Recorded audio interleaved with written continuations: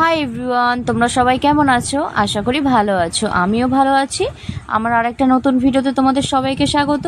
তো দেখো, আজকে আমার মা বানাচ্ছে একটা হোম রেমেডি, মানে তেল, যেটা মা বললো মাথায় মাখলে নাকি মানে চুল ভালো থাকে, কালো হয়, চুল ঘন হয়।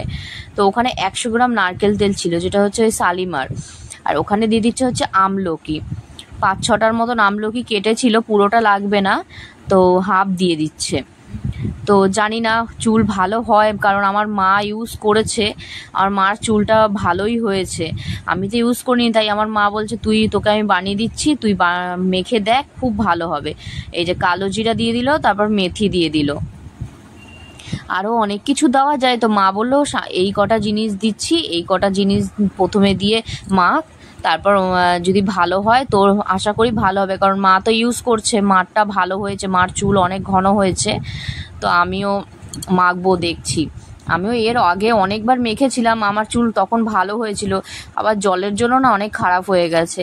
আর এই যে আমাদের গাছের কারি পাতাও অনেকগুলো দিয়ে দিল। তো তোমাদের যাদের চুল হালকা হয়ে এসছে, পড়ে যাচ্ছে, তারা একবার এইভাবে তেলটা বানিয়ে অবশ্যই ট্রাই করতে পারো। আশা করি সত্যিই ভালো রেজাল্ট পাবে। আর আমিও মাখছি, 2 দিন ধরে মাখছি, দেখছি রেজাল্টটা, মানে 2 দিন ধরে তো আর বোঝা যায় না, 2 দিনে 15 দিন না গেলে বোঝা যায় না। আর এই যে ভালো মতন করে অল্প আজে ভালো মতন করে মানে করে নিতে হবে, ভেজে নিতে হবে। আর এই আমার মা না ওগুলো কিচ্ছু ফেলেনি, বলছে এগুলো তেলের মধ্যে রেখে দেবো, ওগুলো মানে ফেললে না অনেকটা তেল চলে যায়, বলছে ওগুলো থাকলে তেলের গুণাগুণটা আরও ভালো হবে। ঠিক আছে, রেখে দাও। আর এই যে ভালো মতন করে হালকা এই যে আজে ভেজে নিল।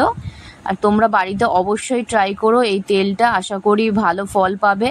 আর এই রেসিপিটা যদি ভালো লেগে থাকে তো লাইক, শেয়ার, কমেন্ট করবে, আর আমার চ্যানেলটিকে সাবস্ক্রাইব করে দেবে। এই দেখো তেলটা পুরো ঢেলে দিয়েছি, দেখেছো কয়টুকু তেল লাগছে। তো কেমন লাগলো অবশ্যই আমাকে জানাবে কমেন্টে, আর বাড়িতে একবার অবশ্যই ট্রাই করো। আশা করি ভালো রেজাল্ট পাবে তোমরা। আমার এই চ্যানেলটিকে সাবস্ক্রাইব করে দিও, আর আমার এই ভিডিওটি যদি ভালো লেগে থাকে লাইক, শেয়ার, কমেন্ট করে দেবে। আর তোমরা সবাই ভালো থাকবে, সুস্থ থাকবে। সবাইকে আজকের মতন টাটা।